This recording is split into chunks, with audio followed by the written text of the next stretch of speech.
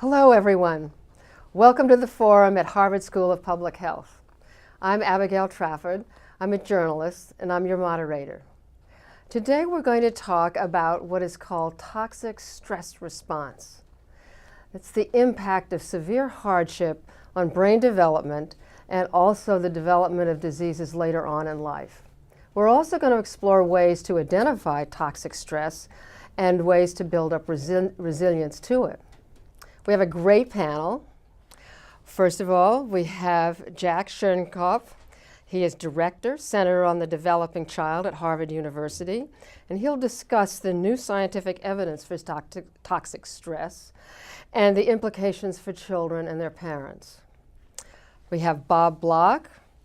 Bob is President of the American Academy of Pediatrics, and he will explore the expanded role of pediatricians in addressing toxic stress.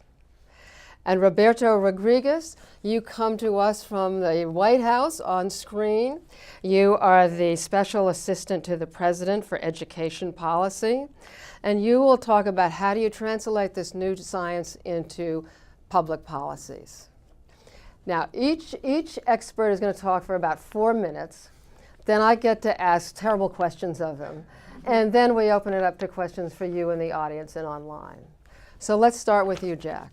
Great. Well, first, thank you to the Harvard School of Public Health for this opportunity. I think it's not insignificant that the American Academy of Pediatrics, the White House, and the scientific community are coming together to talk about new science to address old problems. So the issue here is, what do we know from advances in neuroscience, molecular biology, the behavioral and developmental sciences, and this revolution in genomics, about the roots of problems that basically plague our society and societies around the world. Problems of intractable poverty, maltreatment, discrimination, all of which lead to greater likelihood for problems in health, problems in learning, problems in behavior. And what's exciting about this opportunity is we're at a tipping point in the development of this biological revolution we're living through in science, where we now are beginning to understand in a way we never did before of how early experience literally gets into the body and affects the development of the brain, affects the development of the cardiovascular system, the immune system, metabolic systems, and provides new insights, new opportunities to ask the question of what is it about hardship that leads to more illness, that leads to more problems in learning, more problems in decreased economic productivity and a shorter lifespan. So what I'd like to do to start is to just define toxic stress, because it's often misunderstood. And the first thing for people to understand is that stress is a normal part of life. So we're not talking about the need to eliminate stress in people's lives. And in children's lives, learning to deal with normative stress is part of healthy development. But there are some causes of stress that are much more severe than just the first day in a child care center or getting a shot at the doctor's office, that can actually threaten the body. And what we call toxic stress is when our stress response systems are activated and stay activated for prolonged periods of time. When we're stressed, what we're feeling, everyone knows what it feels like to be stressed. What you're feeling is your heart rate is up, your blood pressure is up, your stress hormone levels are activated, your immune system is activated, your blood sugar is up, and that's good for you because it helps you deal with an acute threat. But when those stress systems stay activated for prolonged periods of times, weeks, months, when it's basically what life is usually like for you, this has a wear and tear effect on the body. It literally disrupts brain circuits as they're developing. It literally accelerates atherosclerosis. It produces insulin resistance, which can cause diabetes. And this is the way that we're beginning to understand how adversity gets into the body. And the exciting part about this is that this gives us some new ideas about how we might respond and protect children much more than we do now. So the key issue about toxic stress is not the cause of the stress. It's the fact that there aren't consistent, protective, reliable, supportive adult relationships to help children get through and learn to deal with adversity. So this is the stress we see in cases of chronic neglect, recurrent abuse, kind of the unremitting stresses of deep poverty where a family from day to day can't even put food on the table. This is not the stress associated with a bad day. It's not the stress associated with, gee, I had a really tough week at work. This is the stress associated with chronic activation of systems that are wearing the body down without reliable adult protection for children who are very much at risk. And I know we'll get into discussing this a lot more, but what's most exciting, and to thank the American Academy of Pediatrics and the White House to be part of a discussion, is this is new science that gives us new ways of thinking about dealing with some of the hardest problems we have to deal with as a society: school failure, economic dependence, and lifelong health problems that cost a lot of money and also impose a real psychic burden on all of us. So delighted to be here to talk about this. Thank you, Jack. Let me turn it over to you, Bob. Thank you, and thank you for the opportunity to be here and to represent the American Academy of Pediatrics, which as an organization represents 62,000 members. We're very proud of the fact that on our national agenda for children, we have two very important planks. One is the study and the science of early brain and child development, and the other is a relatively new science called epigenetics that we're trying to understand better and to try and see how that plays into the things that we'll be talking about today. We have a phrase that's been sort of my watchword, if you will, for my year as president with the Academy, and it goes very simply like this. Unfortunately, not every child will become an adult, but it is certainly true that every adult once was a child. Seems rather simplistic, but we as a profession, we as a nation have not probably paid attention to that simple phrase often enough. And we're just absolutely delighted to be able to publish and sponsor the technical report and the policy statement from the Academy, which directs the emphasis of the Academy's work toward the work of Jack and his colleagues. And thank you so much for your role in getting those papers to us. The thing that has struck me over my many years in pediatric practice, all the way from when I started training, if you count back to medical school, it's almost 50 years ago. There are so many things that are different now. For example, we used to deal with severe infections that are all now preventable by immunization. So we don't have children with meningitis. We don't have children with whooping cough. We don't have children with measles. We don't have children with polio. And we don't have them because we've invested our science efforts, our research efforts, our financial efforts, our development efforts into things like immunizations to prevent those diseases. Early in my career, we worried about children with cancer, various leukemias and other cancers who had less than a 10% chance of survival. Now it's exactly the opposite, and they have more than a 90% chance of survival because we invested research, we invested some money, we invested time, we were willing to look at how to establish what worked and what didn't work as we went through that process. We now can save children who come to our intensive care units with severe trauma or severe and unusual disease complications, again because we have new technologies, we have new medications, we have new approaches to treatment, we have new surgeries to do, because over the last 50 years we've paid attention to that. Now is the time for us to take advantage of the fact that we have new science that we haven't had in the past or haven't been as aware of in the past that really connects the reaction within children's bodies, their brains and their bodies, to toxic stress, to adversities, to disparities in the healthcare system, which we don't like to admit but are bountiful and unnecessary. And I think we have an opportunity now to make some changes. We have a healthcare system in this country that is not salvageable. It is not sustainable. It doesn't matter what your political ideas are, your philosophies are. We can't keep spending money the way we're spending it.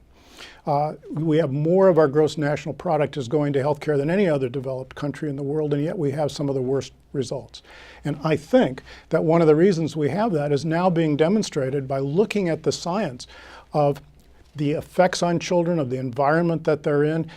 Jack and his colleagues termed eco-biodevelopmental approach to what's going on.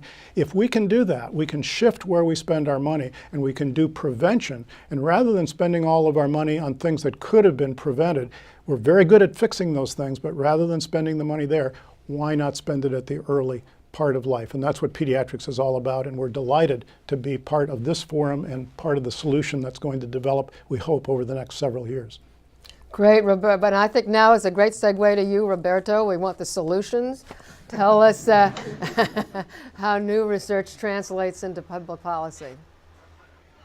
Good. Well, thank you, Abigail. And it's a real pleasure to join you all virtually here from the White House. I'm sorry I can't be there in person. We hosted the third annual White House Science Fair earlier today. So I'm here with young people from around the country who are going to be our next generation of scientists. Hopefully that'll help move this forward. I'm delighted to be part of the conversation. I want to applaud the Academy for this new statement on early childhood adversity and toxic stress. We clearly, at the federal level, are really appreciating the imperative now more than ever to shift our policies from ones that look at interventions later in children's life toward more of a policy arc that focuses on prevention and on early intervention.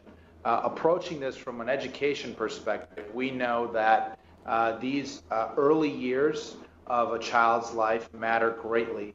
The quality of adult-child interaction and relationships that they develop with adults early in life matter greatly. And the quality of the settings in which they spend time certainly matters. So we are really focused on doing a better job in these early years, even prior to a child reaching kindergarten, to make sure that regardless of where children are spending time, they are spending time in environments that are supporting their development, supporting their growth, and helping them really prepare for success later in life and later in school. We know that their development in particular, and I think today's work and conversation around toxic stress is a very important one, because we can't just focus on the cognitive development of these children, on early literacy and on numeracy. Those other elements are clearly important, but we have to be sure that we're doing more to meet the social and emotional needs of children, and doing more to really identify early the impacts of toxic stress, and do more to be able to provide the support and the early interventions that kids need to be able to remediate any of those challenges. And the sooner we can do that, the better. So we're focusing on an ambitious agenda around that here. It begins with funding that we've made available through the Affordable Care Act to provide more home visits for more of our needy infants and toddlers. Make sure that we're connecting them to a full range of services, including health care, early intervention, early education services. We're providing opportunities for them to see mental health professionals, to see social workers, to see others that can help facilitate a positive arc of social and emotional development early. We're focusing on how we can transform our child care programs. Here at the federal level, we have over 1.6 million young children in those programs, so that those settings are of the highest quality, and they really can make sure that our children that are screened early and identified as being exposed to toxic stress can be referred to professionals into early intervention in a seamless way. We're doing more to really refocus our Head Start program on that comprehensive level of care for our youngest children. And Head Start has a history of really providing a strong social and emotional foundation along with the family service and support that's needed for our youngest children to succeed. And I think the most important thing that we're doing is we're looking at how we can bring together our Department of Education and our Department of Health and Human Services and model some of the behavior here at the federal level that we hope to see in the states and at the local community, where we have professionals from various perspectives coming together, all in the interest of making sure that our kids are getting what they need in the earliest years of life. So we've launched this Race to the Top Early Learning Challenge. And I can talk more about that during the Q&A here, but we have 9 states that are coming together around some real critical indicators around providing greater screening for more of our infant and toddler population earlier, making sure that we're focused on a high quality standard for our early learning programs, regardless of whether children are spending time in a preschool program or in an IDEA program or in a child care or Head Start program, to be sure that there's a high standard of quality and a high standard of intervention for those children early. And all focused for us around the goal of really preparing each and every one of our young children to succeed as they're entering school. The imperative for us from the science here of reaching our children early and providing them what they need is stronger than ever. So it's really focused us to do more and push ourselves more around this really preventative-based policy. Thank you so much. Now I'm going to ask a few journalistic questions and hope to prompt some conversation. I start with you, Jack. When you talk about toxic stress response, it sounds a little bit like, common sense with some new numbers. So what's really new here? Because first of all, I wouldn't knock common sense that's reinforced by science. That's a pretty powerful combination, right? So there are two things that are really very new here. One is that our current policy approach to early childhood is basically an education policy. It's about school readiness. And what the science is telling us is that what happens early on affects lifelong health as much as does kind of readiness to learn in school. So this is a game changer for how the policy arena deals with toxic stress. This is for the health committees as much as it's for the education committees. It's as much for the Secretary of Public Health as it is for the Secretary of Education, because what happens early on affects both lifelong. But there's a second issue here that's really important, is that right now our approach, our framework for early childhood policy is an enrichment policy. We provide enriched experiences for children in programs, and we provide information and support for their parents. And what this science is telling us is that for some children who are living in very adverse circumstances, enrichment for the children and information for their parents may not be enough. Because what we have to do at the same time is think about how to protect children from the physiological disruptions of toxic stress. So if you have physiological responses in your body that are interfering with brain circuits and accelerating atherosclerosis, providing a good child care center with rich learning experiences is necessary but not sufficient. Okay? And the third piece about this is the payback to society. So we measure the return on investment in terms of less kids needing special education, less kids not finishing school, more adults economically productive, and less people in jail. Think about what the return on investment would look like if we started to count how much do we save on less diabetes, less heart disease, less strokes. So this is a real game changer. This isn't just some new fad. Also, this is based on decades of research, not just one study.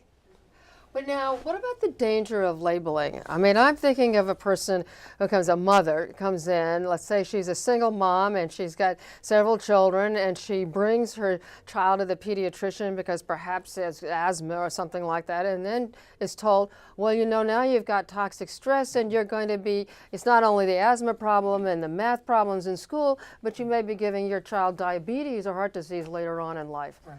Is that helpful? So, if we were going to put labels on children, I would say we should be very careful. What we're labeling are sources of disease and poor learning in the environment. So nobody worries about labeling lead in the environment as a problem. Nobody worries about labeling mercury or violence as a problem. So what we're talking about is labeling sources of adversity and hardship that create physiological disruptions as a problem. It's not the child necessarily that is the focus now primarily. It's also what to do about the sources of adversity to protect children in the same way we protect children from infection and from poisons.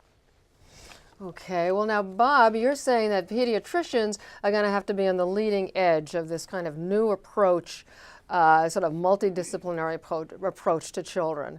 But, who's going to pay for that? Somewhere, pediatricians are going to have to get paid for doing this extra work. And does it come from Medicaid? And in an era of scarce resources, do you think the money will go to the pediatricians, but will be taken away from social services that are actually trying to do something about this problem? It's a good question because I'm frequently, when I approach politicians or policymakers about payments or support, financial support for children's program, they say, fine, we'll be happy to do that, but tell me which other children's program you want me to take the money from. But what we're talking about now is a life course health issue, a life course educational issue. And we don't need more money. We need a redistribution of some of the money because it costs this country a ton of money, as I said earlier, to fix things that are preventable.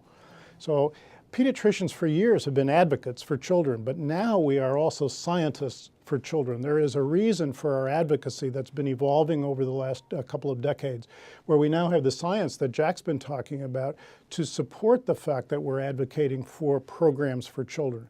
I think that going back to the labeling question, you don't tell a mom that she now has this new problem. What you help her do is connect with resources, which might be very difficult to do because of time and money for her as well. So we need policy folks who understand, like we've done with Head Start and other programs in early education, that we need to have programs in early health based on the science information that we have, not just on advocacy principles. And yes, if a pediatrician, instead of spending 10 minutes for a well baby exam, is going to spend 20 or 25 minutes discussing this with a parent, working with a medical home team that doesn't have to be just the pediatrician, but other persons in the practice, there is going to have to be payment for that. And we shouldn't be ashamed to say that we deserve to be paid for the work that we do. If you make that early investment on childhood, you're going to have plenty of money to do that because you won't have to be spending the money on the other end of the line. But where's the money going to come from? We're we're having cutbacks in services, and it's true we spend more on health care than any other country per person. But do you think orthopedic surgeons are going to say, this is a great idea, pediatricians will make less so you can be paid for this cognitive work with kids? Well, we found the money to develop the drugs that cure cancer in children. We found the money to create immunizations, and it was, vendors and manufacturers and public money and private money. We found the money to send, spaceships to Mars, or to the moon anyway, and close to Mars. Mars is next. Yeah, if we can do that, why would we not be able to take care of our children? Yes, but everybody jump in here. I think what's exciting about this new kind of scientific insight is that it could be a wonderful opportunity to kind of redefine the discussion here. Every time we start a discussion with where are we going to take the money from and where are we going to put it, we're in a zero-sum game that just kind of doesn't take us to a good place. What we're suggesting here is this is science now that says the brick wall between pediatrics and internal medicine needs to come down. Okay? If we're going to talk about how to prevent disease in adults to save a lot of money, because that's a huge expense right there, we can't start with smoking cessation and exercise programs for 30 and 40-year-olds. We have to start much earlier because the roots of the disease are already starting. So I think the beauty of this is it could be the basis for changing the conversation and saying, how could we rethink the way we invest early in life simultaneously for better educational outcomes, better health outcomes, less people in jail. The growth industry for building new prisons hasn't slowed down. We're still building new prisons. Okay, there's a lot of money. Here we already have data to show that less people end up in jail if you build a strong foundation early on for learning and for behavioral regulation. So this is our chance to change the nature of the debate, not just where do we take the money from and where do we put it, but how do we rethink the way we invest all of our public resources. This is a good segue to you, Roberto, because it's got to be done actually in Washington. So have you got a new way of doing this now?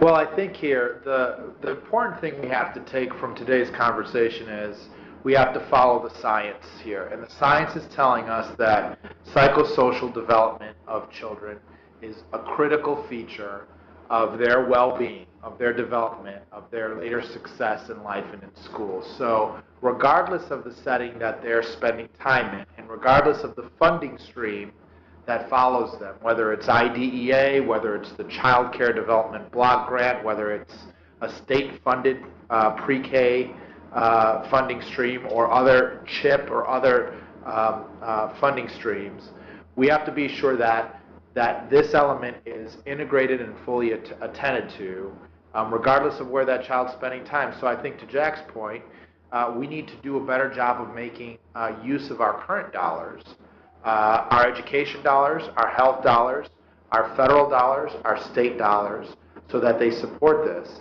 I think the other second takeaway here in terms of following the science is that we really need to do a better job around evidence-based interventions to address toxic stress.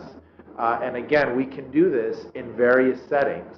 It requires us to do a better job of training the early education workforce and the early care workforce so that they can better identify, provide the screening that's needed, and get to those networks of specialists, mental health specialists and other specialists that can meet our children's needs. We need to grow those networks, and we can do a better job of making decisions about how we allocate dollars like child care dollars to grow those networks of specialists and those networks of providers around mental health. We have to do a better job around quality standards and making sure that we're embedding this psychosocial development into our quality standards in our existing systems of early care and education. And we need to be sure that in the rating systems that are being developed for our early care and education settings by over 25 states now, that those rating systems are closely tethered to this issue. So we're doing a better job of making sure that there's a good continuum of quality, and that quality really focuses on the psychosocial development of our kids. So I think there's a lot of work that we have to do to roll our sleeves up to really redesign these systems so that they're really focused on the well-being of our kids first and foremost, not necessarily on what they've been doing or the funding stream that they've been supported by for years. So it's really rethinking our federal investment and our existing systems that our children spend time in. Great. Now I think let's open up the questions to you in the audience and also online. So let's hear some questions. I'm Stephen Gilman from the School of Public Health. So I have a question for all three of you. It seems that one thing our society has been really good at lately is inventing new forms of toxic stress and new sources of toxic stress. For example, cyberbullying might be a new form of toxic stress, or the economic meltdown and the impact of foreclosures on families might be a new source of toxic stress. So both from the science end and the policy end, my question is whether our scientific infrastructure is good enough and adaptive enough to identify these new forms and sources of toxic stress. And from the policy end, is our public health infrastructure and surveillance system, like we have for new bioterrorism, for new biological sources of health problems, set up to identify new forms of toxic stress? Take it away. I'll be glad to start. So I thank you for the question, Stephen, because it, first of all, is an opportunity to clarify what we mean by what toxic stress is. And so toxic stress could be caused by lots of things, and as you've pointed out, societies will continue to come up with ways to make life difficult for some and maybe better for others, I don't know. The thing about toxic stress that's really important is that toxic stress is what's going on in our bodies, regardless of whether the cause is being left alone and ignored, being bullied, being a victim of terrorism with nobody to make you feel safe. The toxic stress is the kind of final common pathway, and it's what's happening inside the body. So what that means is that the answer to whatever new causes of toxic stress might come are the same old-fashioned answers to the old causes of toxic stress. It's for children, it means having adults who are there to help children get through, to help them feel a sense of safety, feel a sense of protection, and most important from an intervention point of view, begin to build their own capacities to be able to deal and cope with stress. And that's part of the adaptation phenomenon of biology, right? And so I think this is why it's such a powerful concept, is that when you come right down to it, the answers are not complicated conceptually. It's like you look at a situation and say, these children are in trouble because there is no sense of buffering and protection around them that's going to be there day after day, week after week. And how do we build that? So some of it focuses on programs that are actually working with families and kids.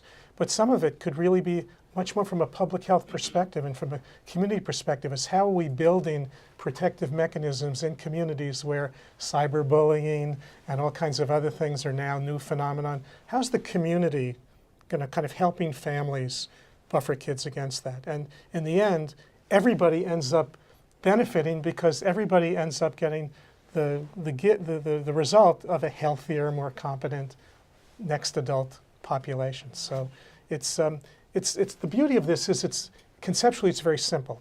The challenge is how do we do that? That's the question where I think we have to look at our existing policies and programs and say, how do we start with the best of what we have and think of that as the place to start? And what can we build new on top of that? And how can the science lead us to some new ideas? Because what we do right now obviously isn't enough for a good part of the population for whom the stresses overwhelm what our programs are doing. I think in the street that the problems are more acute, that your existing institutions are being cut back. I mean, you cut back the counselors in schools, you cut back the special needs person in the schools. Your not-for-profit agencies are doing more with less. They've got stress. So it's not so much.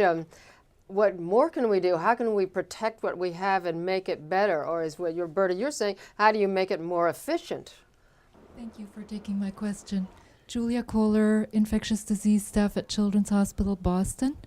As a pediatric clinician and a molecular biologist, I appreciate the magnitude and importance of the paradigm shift that Dr. Schoenkoff and his colleagues supported by the AAP have developed to give us a framework to understand the impact of eco-bio-developmental influences on the child as they shape the trajectory of the life of the adult. In my clinical practice, I have become familiar and deeply concerned about the situation of families with undocumented parents with undocumented immigration status. At present, there are about 5.2 million children in families with an undocumented parent. And the pediatric literature, as well as the sociology, public health, education science literature tells us that these children have unexpectedly good outcomes in terms of behavioral issues, in terms of low incidence of violent behavior, in terms of health issues like low birth weight or premature birth. So apparently they live within situations where their toxic stress is buffered by supportive, continuously present adults.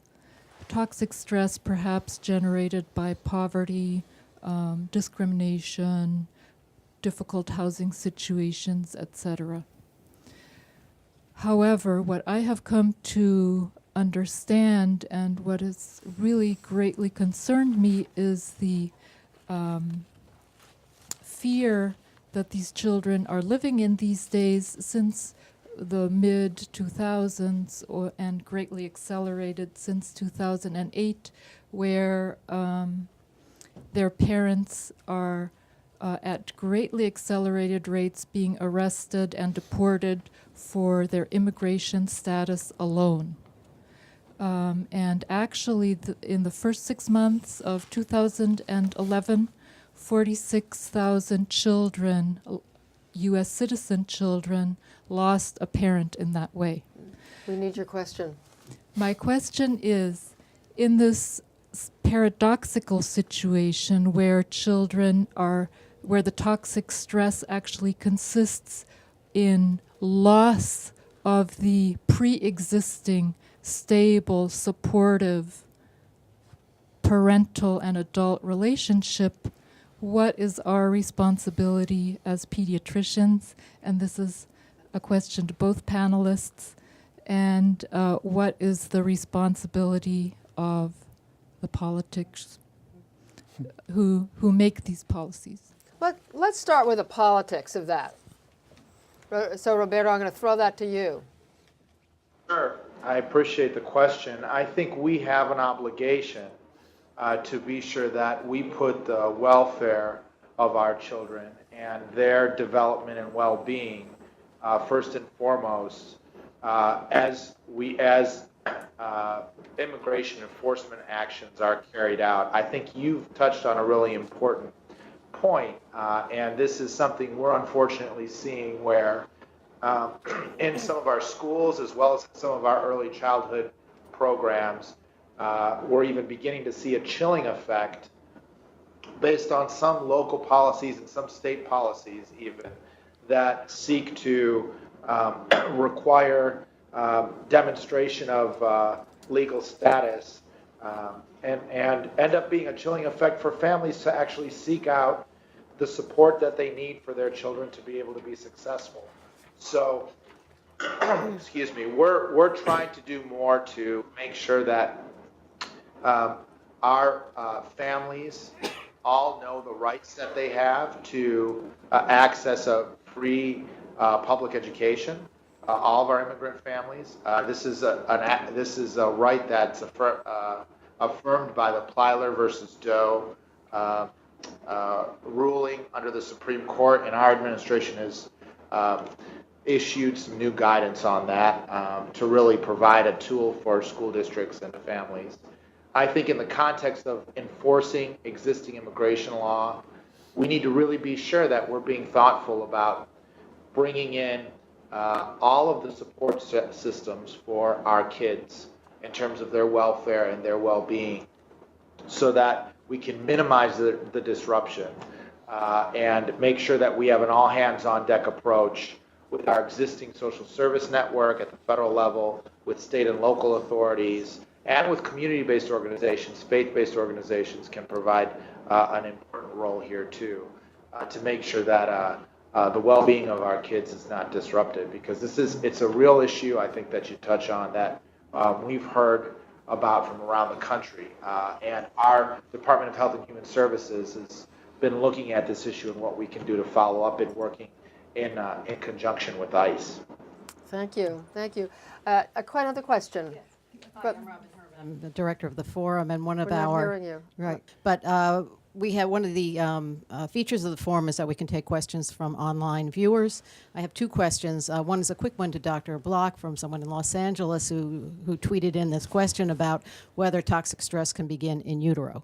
Certainly can. We have good science to back up the fact that this whole process begins as the brain is beginning to develop and make connections. There's a very dynamic neuroscience around the evolution of brain development and continuing development in the fetus. So I think that, and there's good science to support that maternal stress and other stressful events during gestation can have an effect on the fetus and can continue on then through childhood. Right. These studies were done during wartime and famine, I believe. Some in wartime, and another study that was done was very didn't take anything that dramatic. It was done during an ice storm in Canada, where mothers were isolated from all sorts of resources, and they studied and were under a great deal of stress because they couldn't find food, they couldn't get to work, couldn't do whatever they needed to do.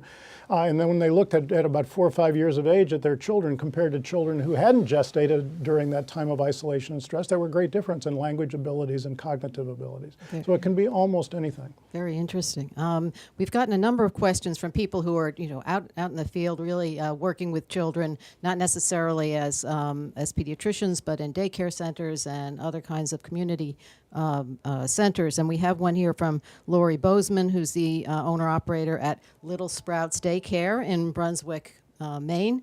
And she asks, what do you see as the role of childcare in either helping to create the toxic stress in children or to help alleviate the toxic stress in children? It seems when we had less homes with dual working parents, there was not as much incidence of developmental, behavioral, and social concerns with children. I don't know what you have to say about that. And then, but she says that there are strict guidelines that are in place there at, for anyone who's doing daycare about how much they can intervene. When a facility suggests screening for a child due to repeated observation of developmental delays or behavioral issues, a parent has the right to refuse the screening. How do we reconcile these problems with confidentiality? Well, I'll take on the science part of this. I mean, I think this is a good opportunity to help everyone remember or understand for the first time that we're talking about basic biology here. So a lot of what we know comes from studies of animals, comes from studies of non-human primates, it comes from studies of mice and rats and a variety of other animals, and a lot of studies of humans. And this has to do with the extent to which the body responds to a sense of threat or stress. And it's important to also recognize that a certain amount of stress is unavoidable. So when the brain is responding to an absence of what it's expecting, the brain is not saying, well, this is not coming from my mother, or this is not coming from someone who is genetically related to me, or this is coming from a child care center. Oh, no, maybe it's a preschool program. No, maybe it's a play group in the community. From a brain point of view, I don't mean that there's no difference between some random person and your parent, but brain point of view, it's whether there's a sense of threat and whether something is protecting you or not. So it would, through a science lens, differentiating what goes on in a child care center from the home, from the neighborhood, is really not relevant. I don't mean it's not relevant in your life, but the question is, does the body sense safety, or does the body sense threat? And we know from a huge amount of research on child care and home rearing, independent of neuroscience, is that good environments produce healthy development and poor environments threaten development. It's not whether home or child care is better. It's whether it's a good quality place wherever it has to be and who the people are. And that's really important. This is not about changes in working patterns and who's taking care of kids, because children grow up in all kinds of environments all across the world, in all kinds of cultures. And the brain isn't acting differently there. The brain in each of these contexts is sensing either a sense of safety and security or a sense of unprotected danger. And now getting to the confidentiality and how much they can intervene. Well, I think you have to start at the beginning, and we do have issues of confidentiality. We have issues of all sorts of programmatic things. We have issues of compartmentalizing kids. Are you a child of an immigrant family? Are you a child of the third, fourth, fifth, sixth generation living in poverty? Are you a child who has experienced lots of healthcare disparities? It really doesn't matter, because you still are a child. You have a brain. That brain is developing along what we now know are tracks that are determined by what's going on around you. So we have to pay attention to that bottom line first. The problem that the questioner brought up is easy. If there's a problem with what she can discuss it with a family and the family's right to refusal, that's just two people arguing about it. So then we bring in a real public health approach. We get a community behind them. So perhaps the pediatrician who's taking care of that child can be part of that conversation. Perhaps a visiting nurse can be called in. Other people can. And rather than saying to the parents, you're a problem, what we have to say to the parents is, there's some things going on in your life that are having a tremendous effect on you and your child. Let's see if we can figure out a way to help and make that situation better. More questions, right here. Yeah. Okay, you go first. Okay. Michelle Albert, Brigham and Women's Hospital Cardiovascular Division. So as an adult cardiologist, one of the things that I'm very interested in is both Dr. Shankoff's comment and Dr. Block's comments about the different silos in which we exist. So you're pediatric silos and we're in internal medicine silos. And it would seem to me that we would need to create a bridge between those two in order to advance the agenda that has been described. So I am curious about strategies, low-hanging fruit, that either of the members on the panel that might suggest that could be done immediately. I'll kick in first on that. I think that the wall that separates us is artificial, and it goes back to the fact that all of your patients who are adults once were children. And if we can find ways to communicate about their health situations, both physical health, mental health, their development, that will bring us back together again, because after all, we're all about health of the individual patient and groups of patients together. So I think that Jack and his team are on target when they talked about in the technical report that supported the policy statement that we have to tear down these separations of saying you have one interest and we have another. That's really not true, and I think we would agree that our interest is the patient from before birth all the way up to the end of life. That's a concept that I think if we can get public as well as policy persons to understand, we can develop more science, we can develop funding for that science, we can integrate that science into our clinical practices in whatever specialty that we're dealing with, because the diseases that we know are tied to the reactions to stress are multiple. So I think there's some real hope that this will be a way for us to start focusing on our patient doesn't change on their 5th birthday, 15th birthday, or 40th birthday. It's the same person. You know, I'd add to that, and this is, again, a wonderful question to get at this silo issue, so those of us who live in universities understand the problem of silos of different schools and departments. And in the healthcare system, people understand the silos of the different subspecialties. And in Roberto's world, there are the silos of the health people and the education people and the human service people and the agriculture people and the labor people. And so, and everybody, there is no national association for the preservation of silos. So everybody says silos are bad, we need to cooperate. But what happens is the best attempts are kind of interagency agreements, people trying to kind of set up ways to share data systems. Another thing that's new about this science is this says, how about everybody looking at the same science that really relates to all of your worlds and think about how that could change the way we might work together, rather than think about how we could break down silos, because breaking down silos is tough to do unless you have some new reason to kind of get together. And this science is a new reason. It's as much about health as it is about education. It's as much about pediatrics as it is about gerontology. It's as much about being a Republican as it is about being a Democrat. I don't mean to kind of put a new lens on this, but it's one science, and it's one science that doesn't have a magic answer to everything, but it has a new way to start thinking together about different kinds of solutions. But what about resilience? Sounds like Roberto would like to say. Roberto, sorry, could you chime in here?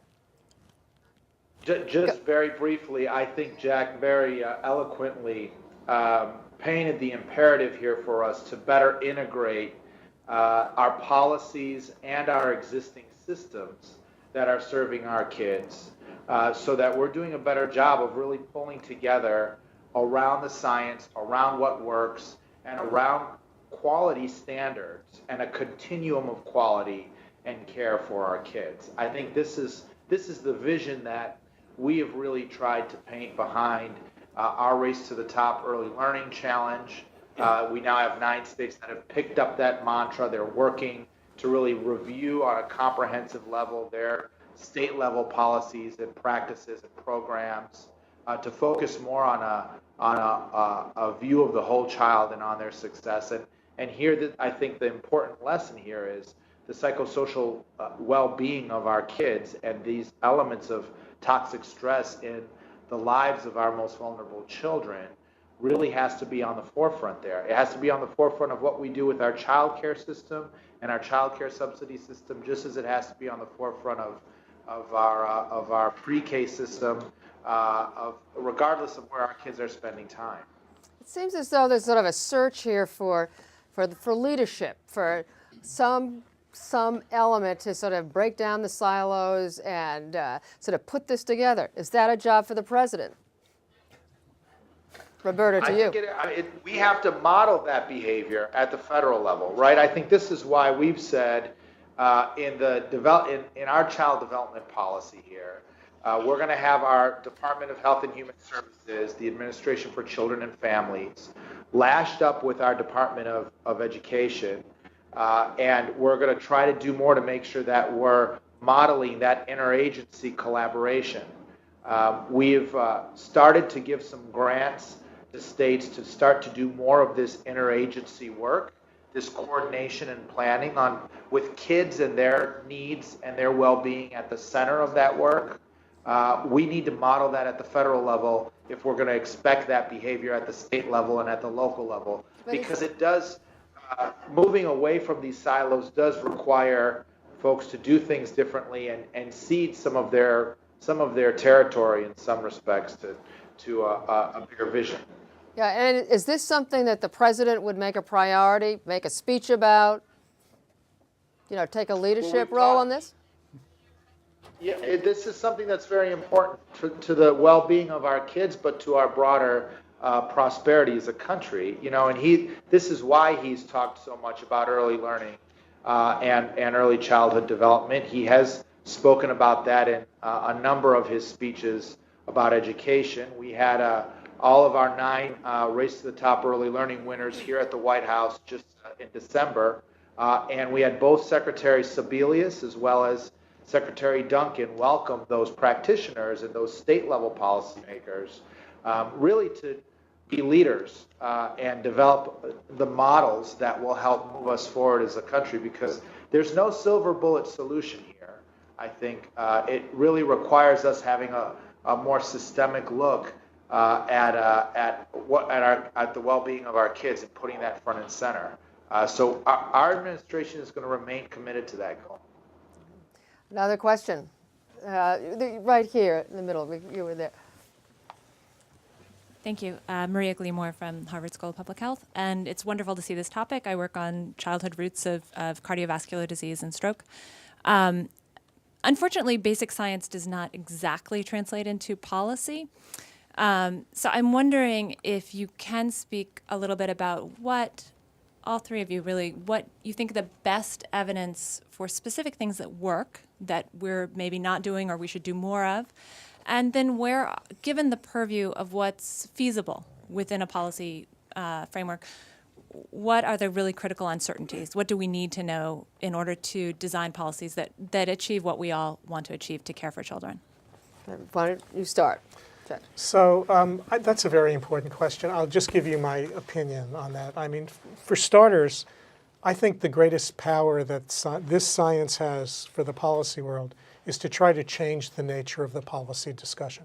I mean, I think we all know that so much of the policy debate is a variation on, does the money go here or does the money go there? Or how many people can we serve now? How many fewer people can we serve because we have less money? And in the end, that feeds into, I think, a sense of futility that a lot of people feel and hopelessness because the problems are so complicated.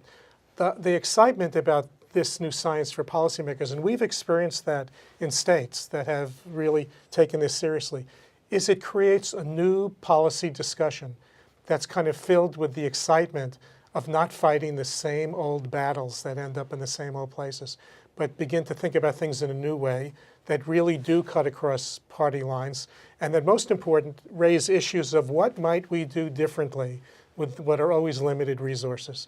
And it gets away from the study du jour. It gets away from, oh, a new study came out, so well, let's use it to either support what we're doing or not support what we're doing, and take this cumulative body of knowledge that's been built up over decades and say, it's really time to start thinking differently. It's time to start being more creative and being grounded in science. And you know, we've seen enough examples of this beginning. I mean, I think Roberto's comments are so important that the federal government can model certain behaviors, and it certainly has resources it can send to the states. But at the end of the day, it's at the state and local level that something's going to happen or not happen. And this is where we've seen the policy debate change, when you can bring people together from both sides of the aisle and think differently about problems that everybody cares about. We have only a few minutes. Roberto, some specific on this question. Sure. So 3 things. And again, I don't think there's any one silver bullet here, but there are a few things that can be done. One thing is to do more around home visits for our neediest families, for our most vulnerable families. I think we've seen strong evidence around how that's really helped child development, reduce maltreatment, help improve parenting. That's critically important. I think we can do more around broadening and growing and improving our network of infant and toddler specialists, mental health specialists, to work with our child care programs, to work with our preschool programs. That's very important. I think the other thing we need to do is make sure that we have really this element of screening and doing more around getting really universal screening. We need to move toward that goal. This is something that we've prioritized as part, again, of this Race to the Top program to say, let's try to have a goal of getting better health care and screening to more of our vulnerable kids earlier, and regardless of where they're spending time. And I think we're beginning to see states move forward on that. Great. Bob, a few words. Well, I think policies come from a variety of sources. Sometimes they're ideological, sometimes they're political, sometimes they're based on some unusual beliefs, and sometimes they're based on sort of an answer to a certain very vocal segment of society.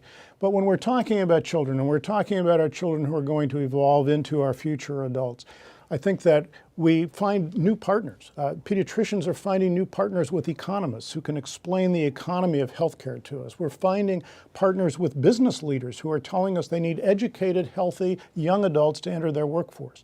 And I think as we develop these partnerships and these collaborations across different disciplines, and if we base it on science, then we have a real basis, if you will, for developing new policies, which aren't, this is better than that, or that is better than this other thing. What we're talking about now is, as Jack is telling us, to look at the science, to look at what we know now creates this development across the lifespan, and start paying appropriate attention to it. Nobody can disagree with that, because if we don't move in this direction, we have unsustainability, and that scares the living daylights out of me. I'll give you a very concrete, specific example. In Washington State, a year ago, a process started where the people in the Department of Early Learning were trying to take these ideas and create a new way of building capacity for parents to kind of buffer their kids from stress by how they dealt with coping styles.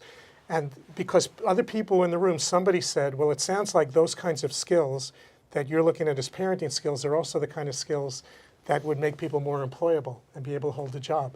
And another person in the room said, well, if that's the case, then why don't we make this program that started to focus on parenting eligible for reimbursement to count for a TANF work requirement, because three different issues are being addressed by this same intervention. That's an example of one science affecting three different systems by some very simple change in what you do. And that doesn't happen if people have their meetings about how to set up an interagency agreement. It happens when they get together and say, well, what does the science mean for what I do? And it's amazing what magic happens when people come together and talk like that. Well, I think this is a good note to end on when people come together. It talks about resilience for toxic stress. And I think this has been a wonderful discussion. And I want to thank everybody here. Particularly want to thank our panelists, Roberto and Bob and Jack. And I think it's a discussion we must continue. As I listen to this, I think it would be great for older people, too. Thank you all very, very much.